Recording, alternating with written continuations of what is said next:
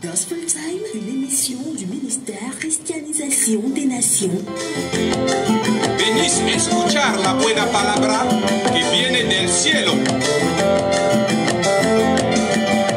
Émission d'évangélisation pour le salut, la guérison et la délivrance, assaisonnée par la publication de la musique gospel en général. Gospel Time, c'est une présentation du prophète apostolique Alain Joseph Assamba tous les dimanches entre 19h et 20h. Contact 699 52 60 40 ou encore 674 59 80 06.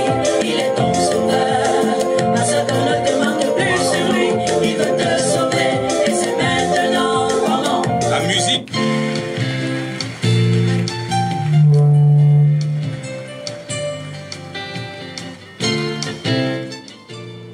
Ok, mesdames, mesdemoiselles, messieurs, bonsoir et soyez la bienvenue à votre émission de dimanche soir sur la RBN 102.5 en direct sur Facebook dans Gospel Time. C'est votre émission, une émission proposée par le ministère Christianisation des Nations. Donc c'est l'heure, 19h à 20h. Gospel Time, c'est une émission d'enseignement aussi, notamment. Donc, c'est pour votre édification, c'est pour votre salut, c'est pour votre guérison, c'est pour votre délivrance. Et comme à chaque fois, nous commençons par beaucoup de plaisir avec de la musique. Donc, tout de suite là, nous allons écouter Marie Lissom.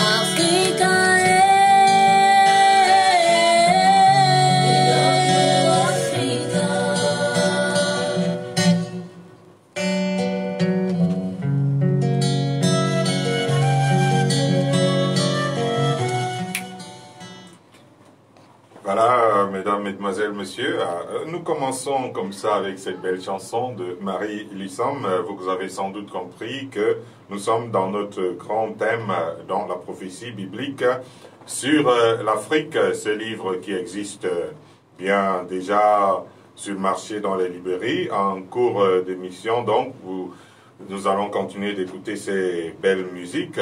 Donc, vous pouvez participer aussi à l'émission. Donc, par SMS au 699 52 60 40 ou alors au 677 65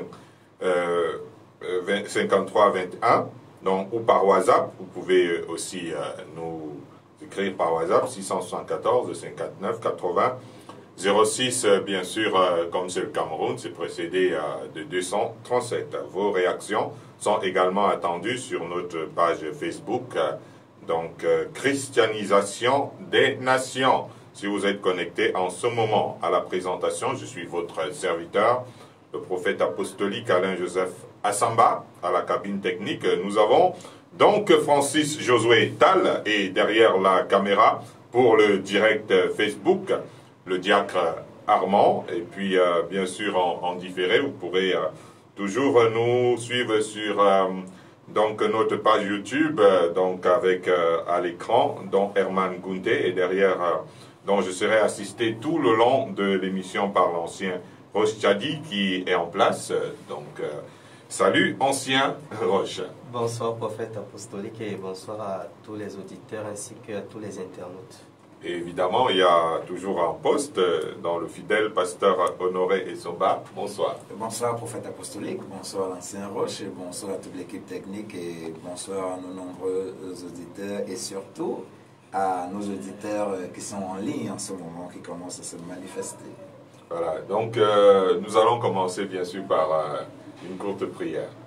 Seigneur éternel, notre Dieu, notre Seigneur, notre Sauveur qui est venu pour nous apporter la vie et la lumière, Seigneur, une fois de plus, nous sommes à l'œuvre pour continuer la mission que tu nous as donnée d'éclairer les nations.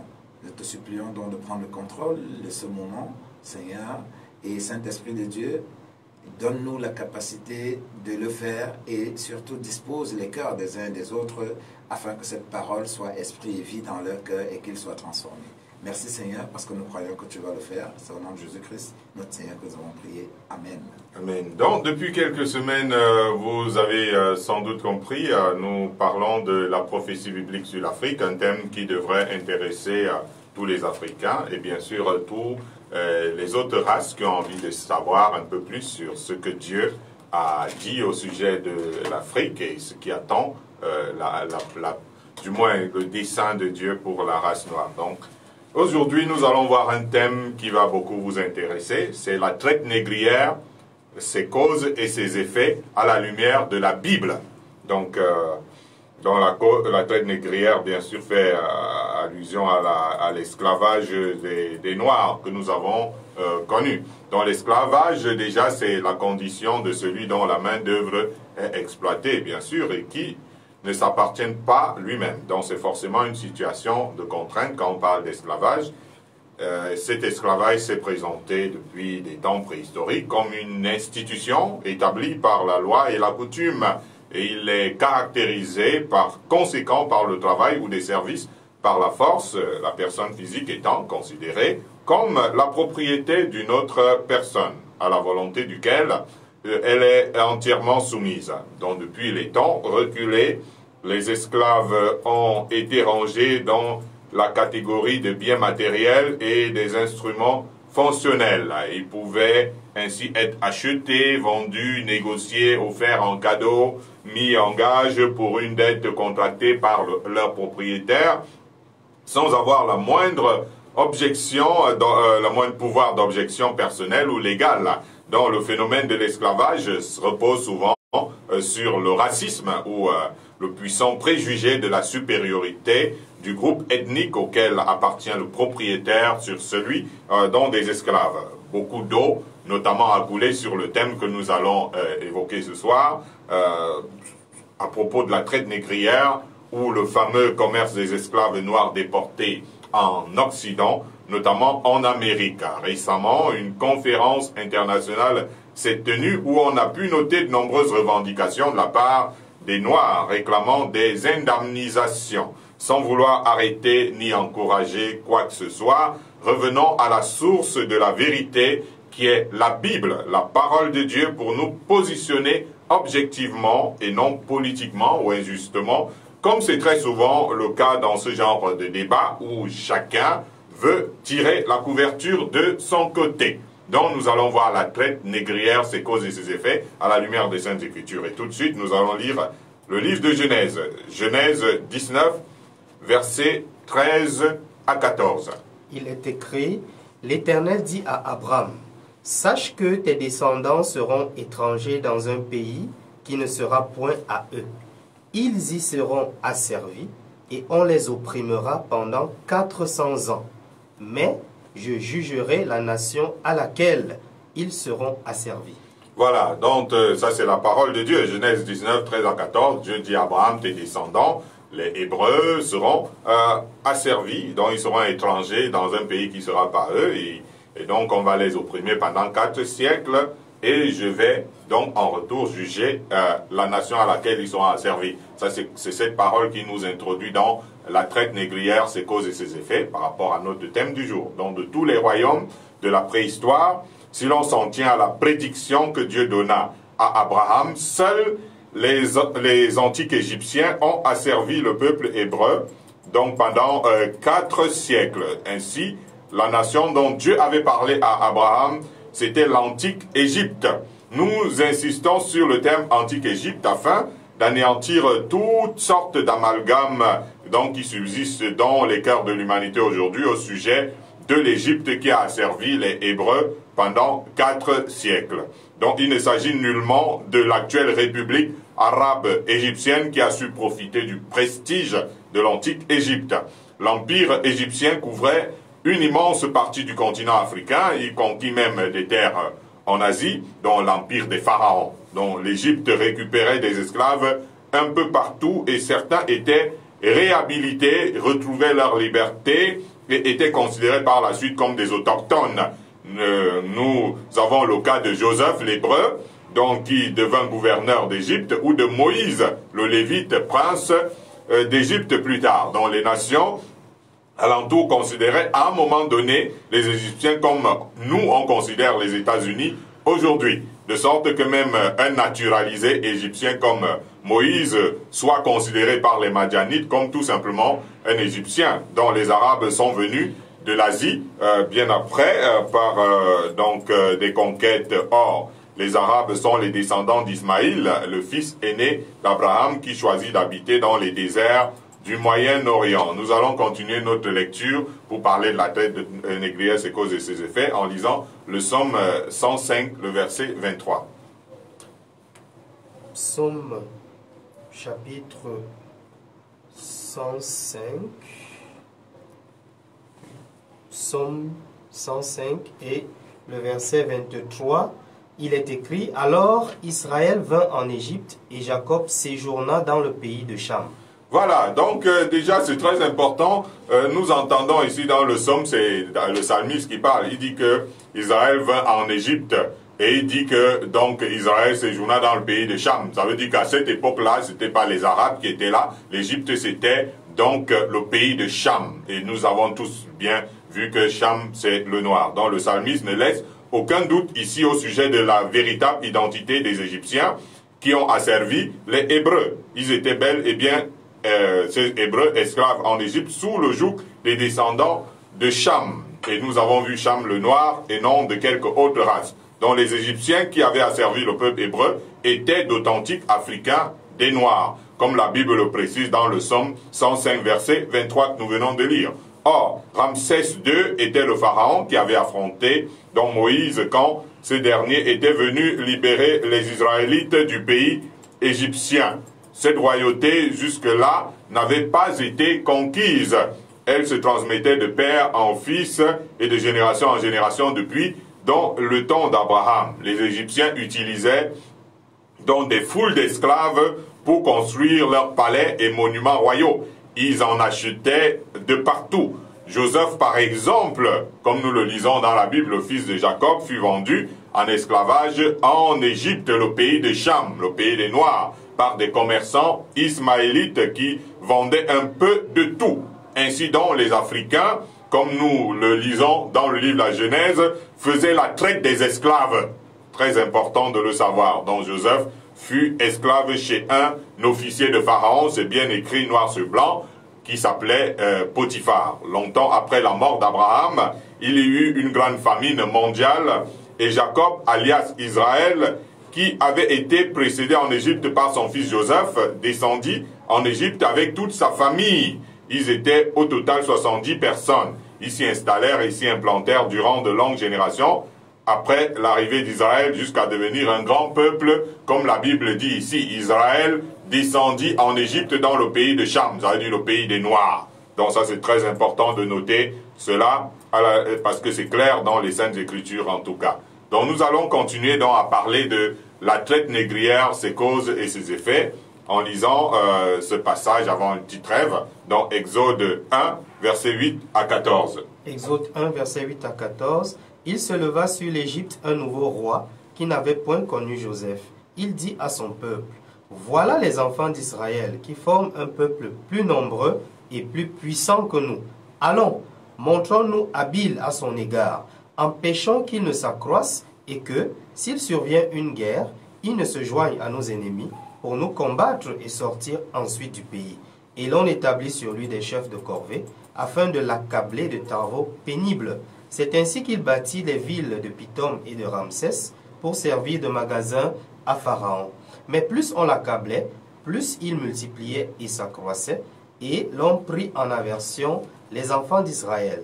Alors les Égyptiens réduisirent les enfants d'Israël à une dure servitude. Ils leur rendirent la vie amère par de rudes travaux en argile et en briques, et par tous les ouvrages des champs.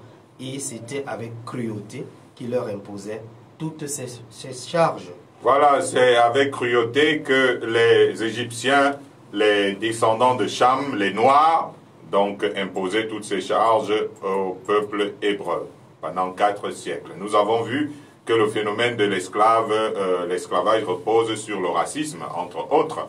Il est probable que Joseph, fils de Jacob, n'était pas noir. D'ailleurs, si l'on s'en tient aux paroles de Pharaon, dans Exode, on y dénote de la discrimination. Il encourage carrément une ségrégation raciale sous forme d'antisémitisme à ses frères noirs, dont les Hébreux, comme Dieu l'avait annoncé à Abraham, leur ancêtre, seraient considérés comme étrangers et maltraités. Les Égyptiens, c'est-à-dire les Noirs de cette époque, entreprirent d'utiliser les Hébreux comme main-d'œuvre pour l'édification de l'Empire depuis les ancêtres de Ramsès II, c'est-à-dire jusqu'à lui-même, 4 siècles durant, dont la plus dure servitude, comme qui dirait, dont l'apogée se manifesta des temps des pharaons Ramsès Ier et Ramsès II, dont les Égyptiens accablèrent les Hébreux de travaux pénibles et nos ancêtres prirent en haine les enfants d'Israël au point de les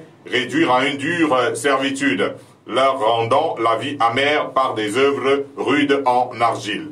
Ils établirent sur les Hébreux des chefs de corvée bien sûr, afin de leur faire bâtir leurs villes et leurs entrepôts, leurs monuments et leurs pyramides. Donc il arrivait que des immenses colonnes tombent ensevelissant par la même occasion des esclaves hébreux. Ainsi l'Égypte se construisait au prix du sang des Hébreux. Donc la pire des choses, c'est que Ramsès Ier ordonna l'exécution de tous les mâles nouveau-nés, et nous allons lire ce passage dans la Bible tout à l'heure. Nous parlons de la traite négrière, ses causes, ses origines et ses effets. La traite négrière, ses causes, ses origines et ses effets. Nous allons prendre le temps de déguster une merveilleuse galette musicale de l'artiste Alain Joseph Assamba intitulée Melone Africa.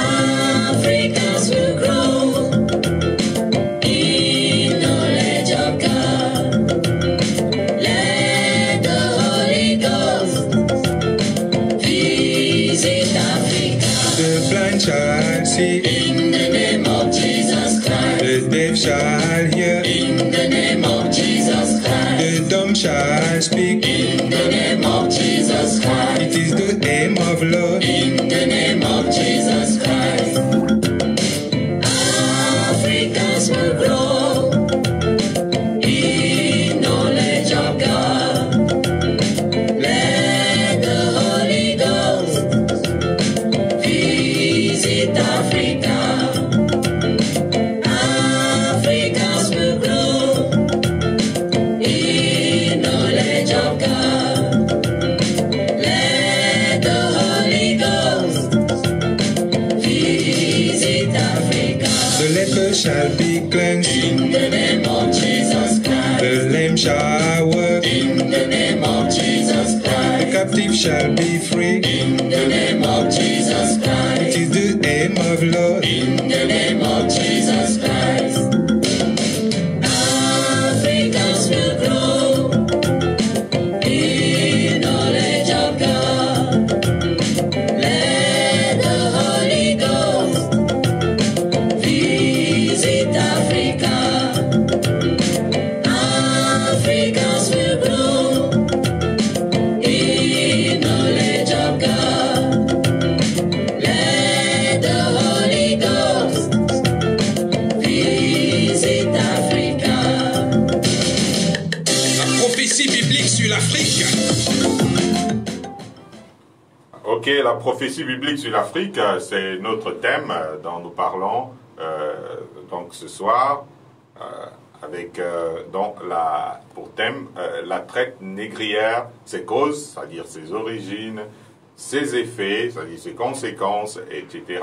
Et donc nous parlions là de nos ancêtres, l'Égypte, dans le pays de Cham, dont le pays se construisait auprès du sang des Hébreux.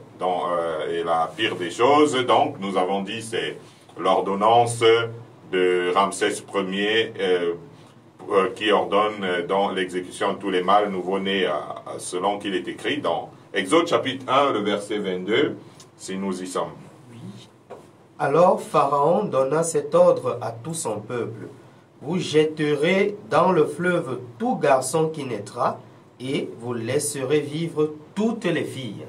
Voilà, donc ça c'est ce qui est dit ici. Donc notre ancêtre Ramsès Ier donc, a ordonné que on tue tous les enfants hébreux. Ça veut dire que tous les garçons qui naîtraient, donc pour que ce peuple disparaisse en fait. Donc on devait laisser que des filles. Donc voilà un peu. Imaginez donc quelle fut la vie des Juifs durant ces longues années du règne des Ramsès père et fils. Non content de les maltraiter, il fallait en outre faire mourir tous les garçons israélites qui naissaient, et cela de façon systématique. Donc Moïse lui-même a été sauvé parce qu'il a vécu, il est né à cette époque-là et il a été sauvé des eaux. Donc il y en avait en cela pas tellement de différence entre ce que vous appelez à notre époque moderne les holocaustes nazis. Donc imaginez-vous dans tout le territoire, tous les garçons qui naissent doivent être décapités et tout ça. Donc c'est ce que nos ancêtres avaient fait aux Hébreux. Donc c'est la raison pour laquelle les parents de Moïse à sa naissance le mirent dans une corbeille et la main de Dieu fit qu'il arrive chez la fille de Pharaon et soit adopté par elle parce qu'elle était stérile. Donc elle n'avait pas d'enfant. Elle a décidé de prendre cet enfant hébreu qui n'était pas de sa race. Donc le problème de la mort des premiers-nés égyptiens est avant tout lié à ce crime contre l'humanité orchestré par les Africains contre les Hébreux. Et Dieu va dire quelque part, nous allons lire ce passage dans Exode chapitre 4, le verset 22 à 23. Exode chapitre 4, 22 à 23, il est écrit: Tu diras à Pharaon, ainsi parle l'Éternel. Israël est mon fils, mon premier-né. Je te dis, laisse aller mon fils pour qu'il me serve. Si tu refuses de le laisser aller, voici, je ferai périr ton fils, ton premier-né. Voilà, donc ça c'est ce qui est dit. Et puis le psalmiste, il confirme ça dans le psaume 78 en disant « Il frappa tous les premiers-nés en Égypte, les prémices de la force sous les tentes de Cham. » Bien sûr, et là, dans cette autre psaume de la Bible, on précise que tous les premiers-nés d'Égypte qui furent frappés étaient les descendants de Cham. Ça veut dire que Cham le noir. Donc ça c'est encore une autre chose très importante à savoir. Ceci a lieu avant même que Moïse aille rencontrer Ramsès II, dont une malédiction concernant les premiers-nés africains, descendants de Cham, allait s'abattre si Pharaon résistait à Dieu. Pour revenir à l'esclavagisme égyptien sur les Hébreux, n'oublions pas que l'Empire prospéra et se fortifia par l'oppression des Hébreux. Ça c'est très important quand vous entendez les grands empires égyptiens là. Donc, et pour conserver le souvenir des horreurs que les Hébreux vécurent en Afrique, Dieu appela l'Égypte, l'Empire égyptien, le jour où il a publié les 10 commandements, il a appelé l'Égypte la maison de servitude. Ça veut dire que l'Égypte, l'Empire égyptien, c'était la maison de l'esclavage. Vous voyez? Donc ça c'est très important à noter attentivement au moment où nous sommes en train de parler de la traite négrière, ses causes et ses effets. Donc nous allons lire Exode encore, Exode le chapitre 2, le verset 23 à 25. Exode chapitre 2, verset 23 à 25, il est écrit « Et les enfants d'Israël gémissaient encore sous la servitude et poussaient des cris. Ces cris, que leur arrachait la servitude, montèrent jusqu'à Dieu. Dieu entendit leurs gémissements et se souvint de son alliance avec Abraham, Isaac et Jacob. Dieu regarda les enfants d'Israël et il en eut compassion. » Voilà, donc vous vous rendez compte, Dieu a appelé l'Afrique le lieu, ça dit que le siège de la servitude, de l'esclavage, parce que nos ancêtres étaient les maîtres esclavagistes. Donc nous vivons dans une autre époque, ça fait que bon voilà, on peut avoir une autre façon de penser. D'ailleurs dans le psaume 105, un autre psaume, ça c'est même pas les mêmes psaumes que nous sommes en train de lire, la Bible dit, il envoya Moïse son serviteur et Aaron, qu'il avait choisi, ils accomplirent par son pouvoir des prodiges au milieu d'eux, ils firent des miracles dans le pays de Cham. Là-bas, ils se gênent même pas à dire l'Égypte, parce que pour eux, c'était le pays des Noirs, donc et voilà ce qui se passait. Et bien sûr, quand nous voyons des gens comme les psalmistes et David, des gens qui ont vécu très longtemps après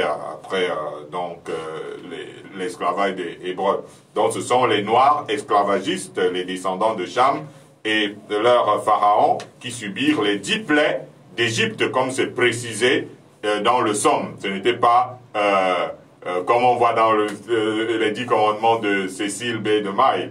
Donc le psaume précise que c'était les Noirs qui subirent les 10 plaies d'Égypte. Donc la libération des esclaves hébreux fut la plus grande opération d'évasion massive jamais réalisée dans toute l'histoire de l'humanité, parce que l'on ne déplorera la perte d'aucun Hébreu en chemin, aucun captif ne fut perdu dans la confusion. Personne ne resta en Égypte jusqu'à la traversée de la mer Rouge. C'était un succès total de la part de Dieu qui a délivré son peuple hébreu des mains des Noirs africains. Donc même les Hébreux en étaient dans l'étonnement et l'émerveillement de cette délivrance, toute une nation qui est libérée dans un empire. C'est pourquoi ils chantèrent ce cantique après la traversée de la mer Rouge, qui est comme toi parmi les dieux, ô Éternel. Nous chantons souvent cette chanson ensemble. Donc, qui est comme toi magnifique en sainteté, digne de louange, opérant des prodiges. Donc, cette chanson, c'est le chant de Moïse. C'est la chanson de Moïse, donc, qui chanta cela par rapport à la délivrance du joug des Africains. Ramsès II, c'est important de noter ce pharaon, ce noir qui avait été enseveli dans les eaux de la mer Rouge, il mourut en 1212 avant Jésus-Christ, dont l'époque d'Ésaïe se situe dans la seconde moitié du 8e siècle avant Jésus-Christ, donc dans les 5 siècles après la sortie des Hébreux d'Égypte et un peu plus de 700 ans avant Jésus-Christ. Et là, nous allons commencer à entendre Dieu se souvenir que son peuple a été esclave en terre africaine et qu'il y aurait des conséquences. Donc nous allons continuer tout à l'heure.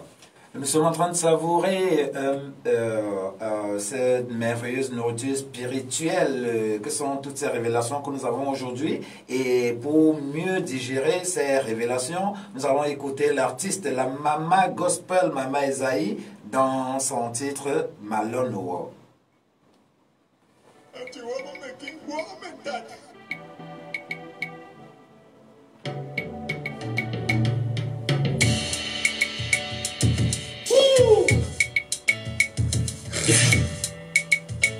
Samba Production.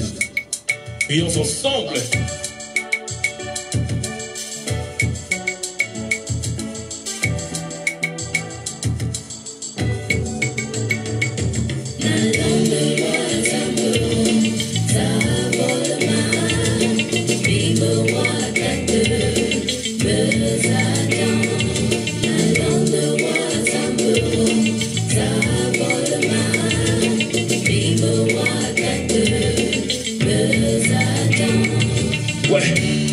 Piégé par les tentations qui m'entourent, je me suis retrouvé à céder aux pressions du péché. Je me sens si lourd et à bout de mon souffle. Éternel Adonai, viens à mon secours. Où était le roi de ma vie? Quand mon âme est perdue, en toi je crois et par ta grâce qui me rassure. Je suis sûr de venir à bout de mes ennemis. Avec Maman Esaïe on prie.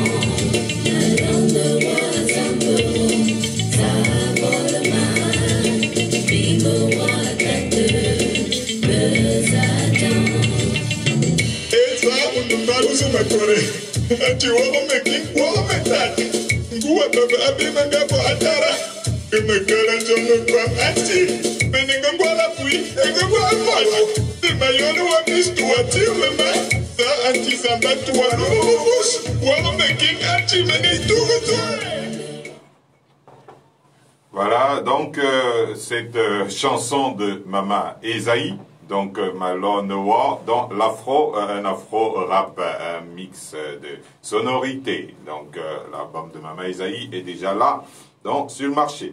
Alors donc nous allons continuer avec cette parole d'Esaïe, le prophète qui a vécu des siècles après l'esclavage des Hébreux, et très longtemps, encore avant Jésus-Christ. Il dit dans Ésaïe 19, le verset 4 que nous allons lire.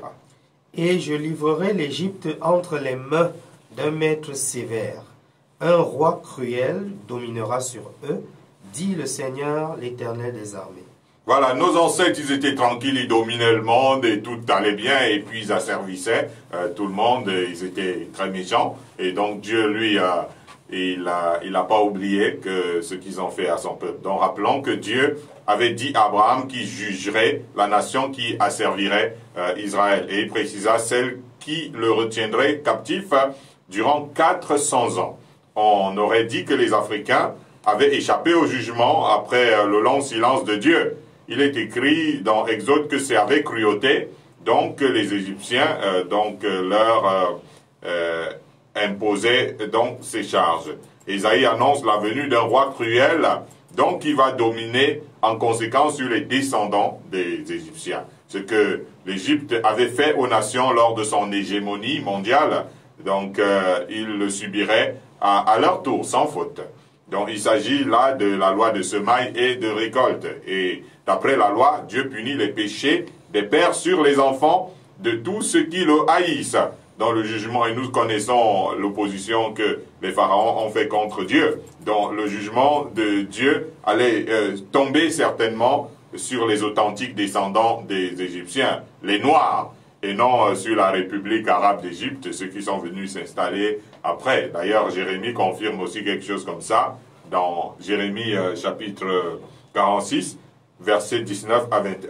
Jérémie 46, verset 19 à 21, il est écrit « Fais ton bagage pour la captivité, habitante, fille de l'Égypte, car Noph deviendra un désert.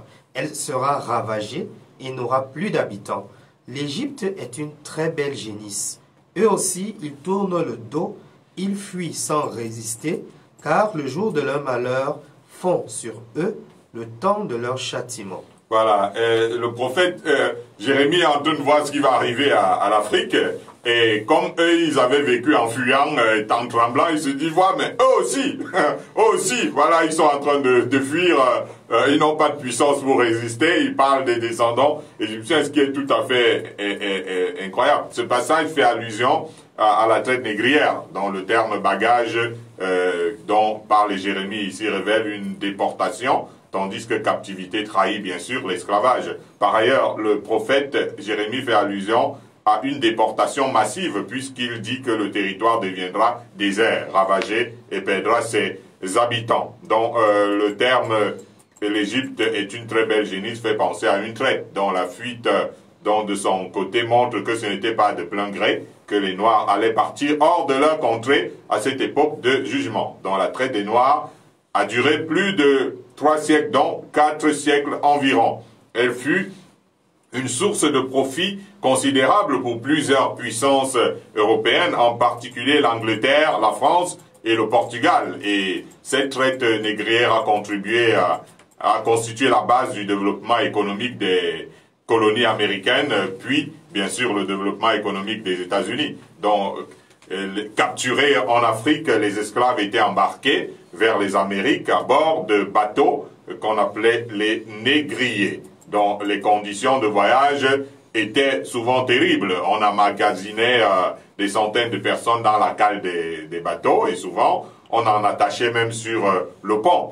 Il y avait souvent beaucoup de morts durant le voyage, et bien sûr les morts on les jetait aux requins. Donc les Noirs mouraient de faim, d'épuisement, de contamination, et parfois même de bastonnade. Il est utile de rappeler que c'était les meilleurs hommes, comme Jérémie, le prophète, l'avait annoncé, les meilleurs Africains et les meilleures filles du continent qui étaient capturés et emportés par les chasseurs d'esclaves de cette époque-là. Et bien sûr, il n'y a pas que Ésaïe et Jérémie qui en parlent, même Ézéchiel, le prophète Ézéchiel en parle, et nous allons lire ce passage d'Ézéchiel, Ézéchiel 30, versets 17 à 19. Ézéchiel chapitre 30, versets 17 à 19, il est écrit « Les jeunes hommes d'On et de Pi-Béset tomberont par l'épée, et ces villes iront en captivité. Ces filles iront en captivité. J'exercerai mes jugements sur l'Égypte, et ils sauront que je suis l'Éternel. » Voilà, il y a des gens qui disent que la Bible sont les hommes qui l'ont écrit. Ça ne peut pas être les hommes, c'est-à-dire avec de telles précisions, dit par des prophètes qui ont vécu à des époques différentes, dont la Bible est le seul livre vrai qui puisse exister sur la terre. Évidemment, quand on utilise le terme « ces filles », c'est pour dire « ses descendants iront en captivité ». Donc, Nantes a été le premier port mondial de la traite négrière au XVIIIe siècle. Donc nous parlons de Nantes, c'est une ville portuaire. D'ailleurs, le plus grand commerce honteux, celui des esclaves noirs, était le commerce triangulaire, comme on nous a enseigné à l'école, entre la France, l'Afrique et les Antilles, dont les bateaux partaient de 4 ports. En France, dont il y avait La Rochelle, le port de La Rochelle, Bordeaux, Le Havre et Nantes. Il y a eu en tout 1427 expéditions négrières, donc de 1715 en 1789. C'était un commerce de grande masse. Un commerce de grande masse. Dans les négriers, ces bateaux-là échangeaient les esclaves contre des cargaisons de bijoux, de verroteries et des armes dont ils amenaient ça ici en Afrique. Et puis les idiots, nos anciens chefs, leur donner tout ce qu'ils voulaient. Si on dit 400 personnes, vous récupérez les gens de votre village, vous les envoyez. Donc les négriers échangeaient les esclaves contre dans ces cargaisons.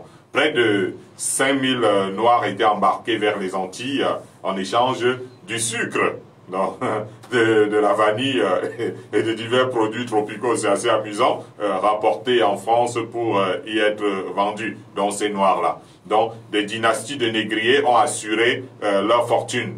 Nous avons par exemple le Nantais, Antoine Walsh, qui a armé 28 navires négriers, à lui tout seul. Hein. Donc le commerce triangulaire permit l'édification des bâtiments les plus somptueux des grands ports négriers français et fut aussi en grande partie responsable de l'effondrement des anciennes grandes sociétés et empires africains. Ça, vous allez comprendre pourquoi tous ces empires sont tombés. Eh ben, vous prenez tous les hommes, tous les gens qui sont bien portants et tout ça, et puis vous laissez les bébés et puis les vieillards. Qu'est-ce que vous voulez que la société produise après? Donc forcément, les grands empires africains allaient tomber. Donc quand on vous enlève ce que vous avez de meilleur, vous êtes voué à la décadence. Donc si ces empires n'étaient pas forts, forcément, ces hommes qui avaient été déportés n'allaient pas aller bâtir de grands empires. C'est pour que vous compreniez la force dont regorgeait le continent noir.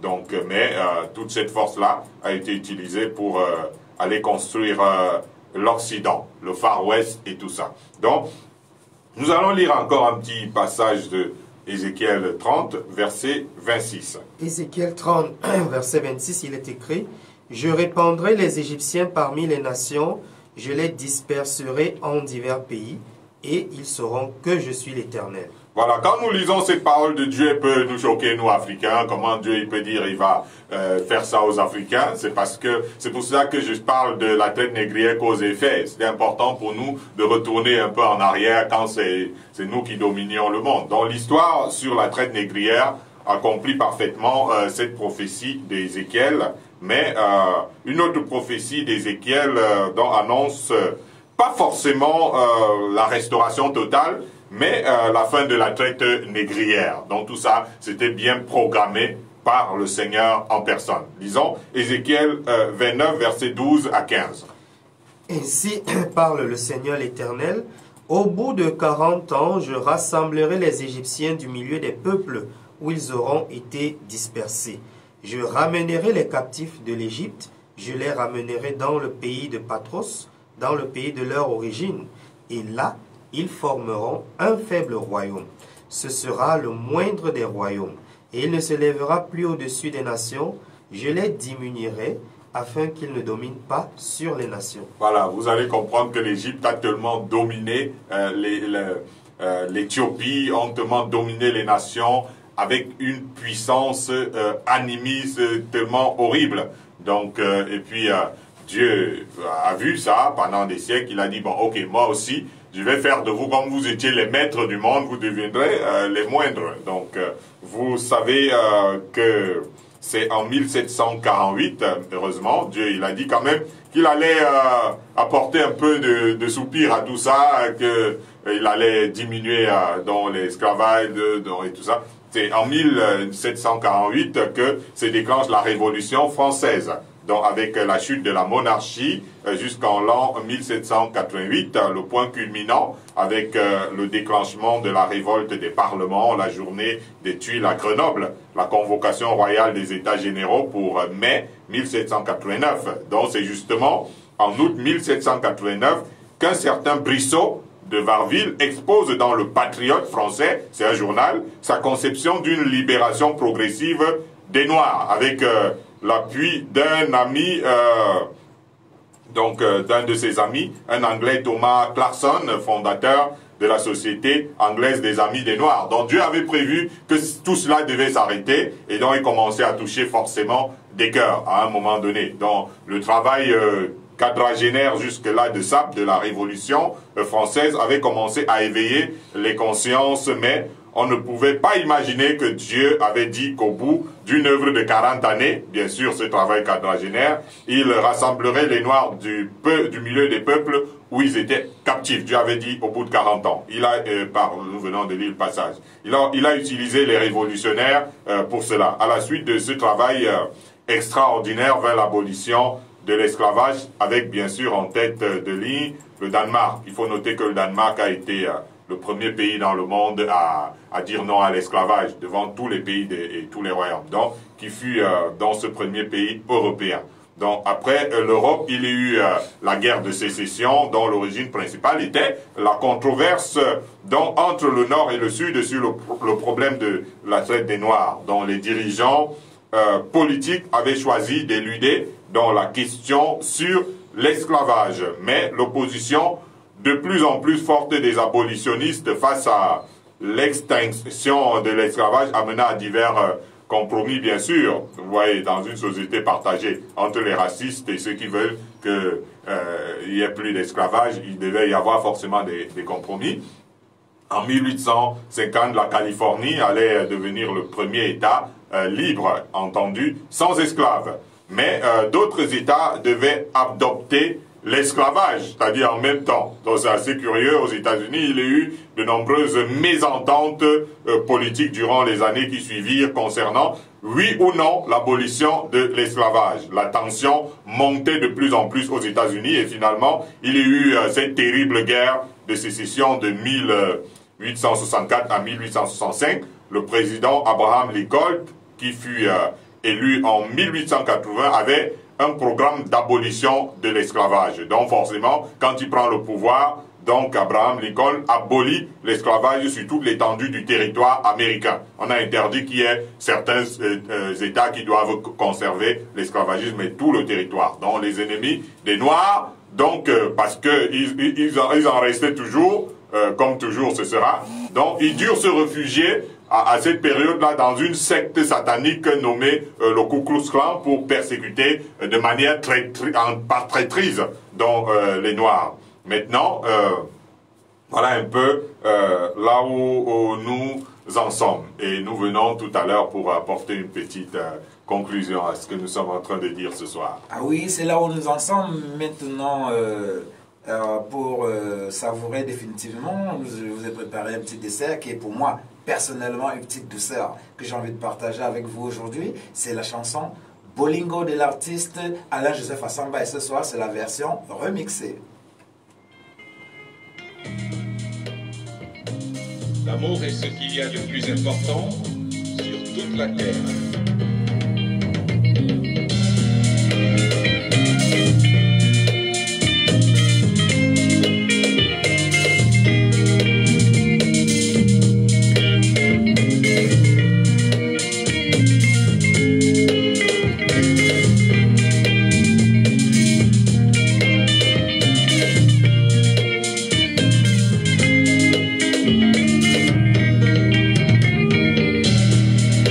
Chassons l'égoïsme, hommes chassons la haine, hommes recherchons l'amour. L'amour et le pardon, les vraies lois de la vie, pour que nous vivions dans la paix. Dieu nous a tant aimés, Jésus nous a aimés, nous devons nous aimer aussi. Au lieu de faire la guerre, nous devons nous aimer. La vie.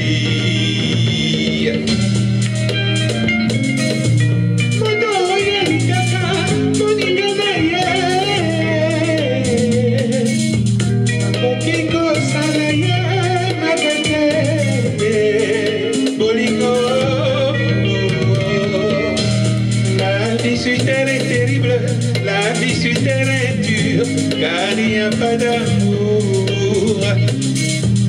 L'amour et le pardon sont les lois de la vie pour que nous vivions dans la joie. Il y a la guerre partout, il y a la faim partout, cause de la haine sur terre. Nous devons demander à Dieu de nous aider à aimer.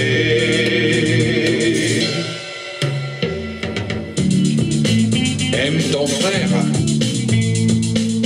Le commandement de notre Dieu à toutes ses créatures.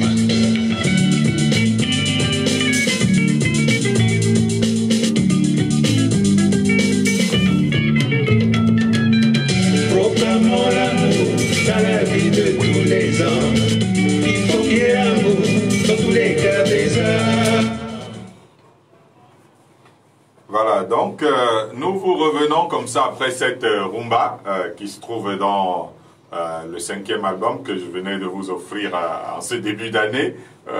Donc vous pouvez, si vous avez envie d'écouter cette chanson, aller dans une librairie ou alors vous pouvez toujours nous contacter au 674 59 80 06. Nous allons négocier pour vous envoyer dans l'album, pourquoi pas, même quel que soit votre pays, par MP3. Donc voilà, donc nous revenons là donc, sur la puissance d'un empire, d'une race qui a été au début, et puis à la fin, c'est eux qui sont devenus les esclaves à leur tour et qui sont descendus. Donc c'est comme si chacun a eu son tour chez le coiffeur. Et donc, nous avons parlé de cette fin de la traite négrière. Donc maintenant, peut-on confirmer aujourd'hui que l'esclavage de l'homme noir est terminé? Ça, c'est une question quand même qui tarote notre esprit. En principe, sur le plan des papiers, oui. Et pourtant, après l'abolition des esclaves qui a eu lieu au XVIIIe siècle, chose étonnante, on a eu encore affaire aux impérialismes. On a encore eu affaire à les mêmes États qui avaient libéré l'homme noir sont devenus à nouveau les impérialistes. Le même Occident qui avait dit fini la traite négrière sont devenus des colons. Donc voilà, les abolitionnistes eux-mêmes étaient devenus par la suite en grands tricheurs et menteurs qu'ils étaient par rapport à la libération de l'homme noir, sont devenus par la suite eux-mêmes encore des colons. Donc le plus grave, ce fut la ségrégation raciale aux États-Unis, hein, notamment, et le pire, l'apartheid en Afrique du Sud, dont la conscience africaine est demeurée alors quelque part esclave. C'est assez curieux, voyez-vous, tout le monde... Les femmes veulent devenir blanches, elles veulent avoir des cheveux des blancs, etc. Donc, il y a un problème. Nous sommes toujours, même dans la conscience esclave quelque part. Évidemment, c'est pas moi. Hein. Donc maintenant, par ailleurs, le pire esclavage sous lequel les Africains prétendus, libres aujourd'hui, vivent, c'est l'esclavage de la corruption.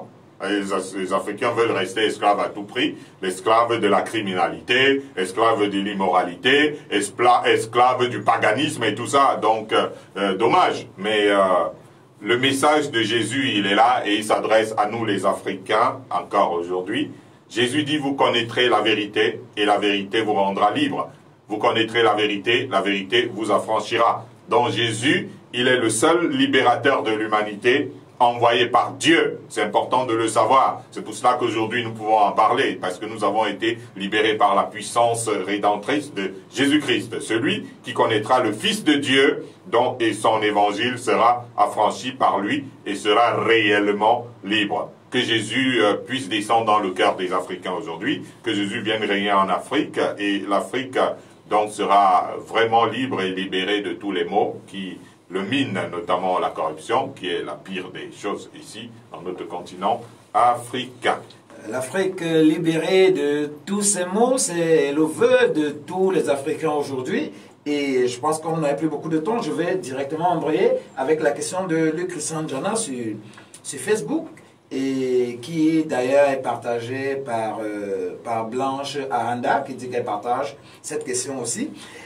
Luc Christian Jana demande: la traite est abolie et l'Afrique est officiellement libre. Mais ça n'en a pas l'air au XXIe siècle.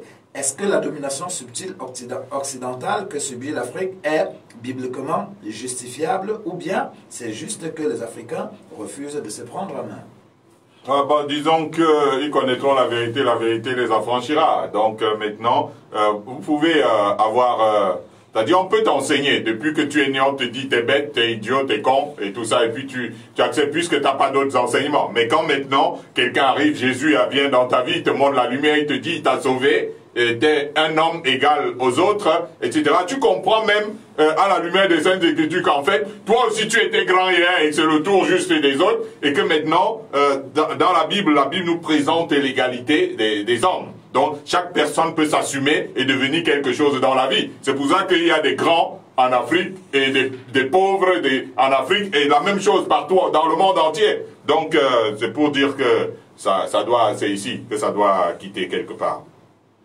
Ah oui, c'est nous qui devons donc changer de mentalité, nous devons refaire... Évidemment, nous avons une salutation aussi ici, Maman Aline. Bonsoir aux serviteurs de Dieu en studio et à tous les auditeurs. J'aimerais savoir si même dans la vie du chrétien, il peut récolter les conséquences de ses actes passés. Ah, bien sûr, évidemment, ça dit le péché, il aura toujours des conséquences. Nous avons vu Adam a péché et il y a eu des conséquences. Donc, le péché dans la vie de chaque être humain apporte des conséquences. Ah oui, dans l'actualité, nous avons connu dernièrement avec les Africains qui tiennent à tout prix à passer de l'autre côté, l'esclavage un peu, comme vous venez de le dire dans l'enseignement, que nous sommes demeurés, bien qu'étant libérés de l'esclavage officiellement, nous sommes demeurés esclaves quelque part. On voit les Africains qui sont prêts à aller mourir dans la Méditerranée pour aller chez les Blancs. Et ça est dans les mêmes conditions qui ressemblent très exactement aux conditions dans lesquelles les esclaves étaient transportés vers les Amériques. Voilà, c'est-à-dire, je pense que les gens qui partent en Europe, ils réunissent souvent de l'argent. Ça veut dire que pour aller en Europe, ils réunissent parfois 1 million, 2 millions, et puis se lèvent pour aller en Europe, et puis perdent l'argent en route. Il arrive, il commence à zéro. Avec 2 millions ici, tu commences une merveilleuse affaire qui peut faire de toi quelqu'un de grand dans la vie. Donc c'est quand même assez curieux cette histoire où vous récupérez des millions pour aller marcher dans le désert avec, et vous arrivez, vous n'avez plus rien, vous commencez à aller couacher dans les chambres, alors que celui qui a autant d'argent ici peut ouvrir un business. Donc ça c'est quelque chose qu'il faut dire à nos frères. C'est toujours cette conscience esclavagiste de l'homme noir qu'il faut mettre un terme aujourd'hui. C'est-à-dire qu'il faut que déjà les gouvernements apprennent à montrer à quelqu'un que on peut, les moyennes entreprises, si on peut faciliter donc les choses à quelqu'un qui a 1 million ou 2 millions et qui peut s'en sortir. Je pense que ça empêchera les gens de réunir ces millions-là pour aller se perdre quelque part de l'autre côté. Je pense que nous sommes à la fin de notre émission. Vous pouvez continuer à réagir, bien sûr, en off, à apprécier ces messages. Donc, nous vous saluons tous comme ça, à vous tous qui avez participé. Donc, vous pouvez nous contacter 699 52 60 40, 674 59 80 06. Notre chaîne YouTube est à votre disposition, christianisationdenations.com, ou alors, comme vous êtes sur Facebook à la mise en onde, nous avions Francis Josué Tal à la présentation, le prophète apostolique Alain Joseph Assamba. Bon dimanche et que Dieu vous bénisse. À bientôt.